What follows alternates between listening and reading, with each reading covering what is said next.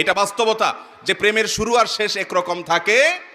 যারা বিচক্ষণ তারা একটু হিসেব করে পা বাড়ায়। ঠিক একইভাবে বৈবাহিক জীবনে তিনটা ধাপ আছে। কয়টা ধাপ আসে? তিনটা ধাপ আসে।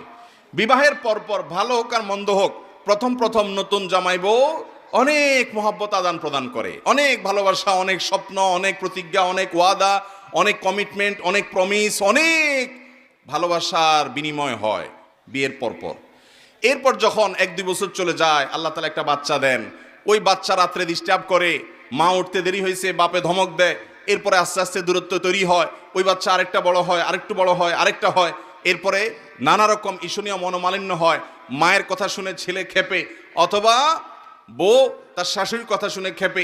আস্তে আস্তে আস্তে আস্তে আস্তে টুনটান হতে হতে যখন সংসারটা একটু ভারী হয়, ছেলে মেয়ে হওয়া শুরু করে, 2-3 বছর হয়ে যায়, ও যে ঘোরটা কেটে যায়। সহজ কথা হলো, বিবাহের পরে প্রথম প্রথম যে ঘোরটা থাকে, ওই ঘোরটা কি কেটে যায়। অনেকটা ইয়ের মতো, সফট ড্রিঙ্কসের মতো।